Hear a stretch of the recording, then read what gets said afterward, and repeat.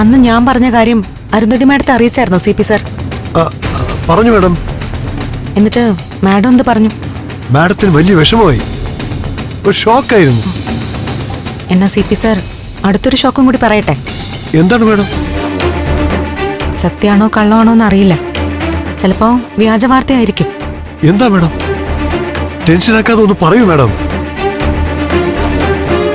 Sir, ഋഷി ജീവിച്ചിരിപ്പുണ്ട്.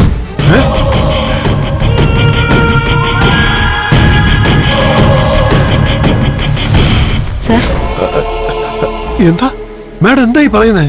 CP sir ഞെട്ടിയല്ലേ? വാർത്ത കേട്ടപ്പോ ഞാനും ഞെട്ടി. എന്തായാലും ആള് ജീവനോടെ ഉണ്ടെന്നറിഞ്ഞപ്പോ ഒരു സമാധാനം. ഋഷി ആര് കണ്ടു? അല്ല മാഡം എന്താന്ന് വെച്ചാൽ തെളിച്ചു പറയൂ. ഇതാരോ മാഡത്തെ പറ്റിച്ചതാ? ആ, കേട്ടപ്പോ ഞാനും ഇത് തന്നെ ചോദിച്ചു, എന്നെ പറ്റിക്കല്ലേന്ന്.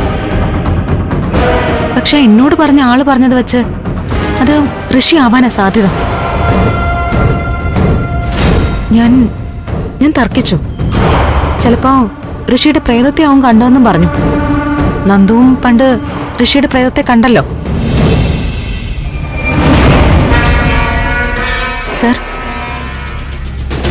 അല്ല ഋഷിമോനെ നന്ദൻ കൊലപ്പെടുത്തിന്നൊക്കെ ജഡ്ജി പറഞ്ഞല്ലോ.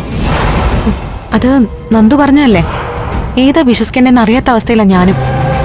അല്ല ഇതിപ്പോ മാഡം വളരെ രഹസ്യമായിട്ട് എനിക്ക് കിട്ടിയ വിവരം.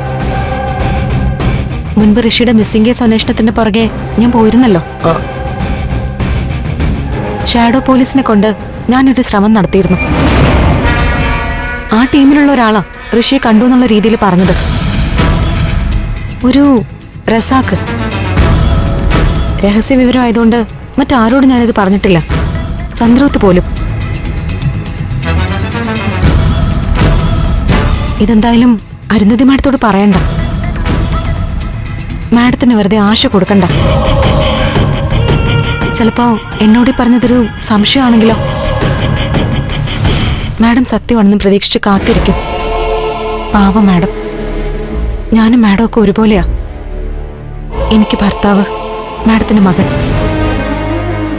രണ്ടുപേരെക്കുറിച്ചും ഒരു വ്യക്തതയും കിട്ടുന്നില്ല.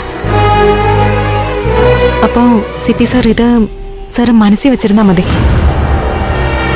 എന്നാ CP സർ ചെല്ല. ശരി മാഡം.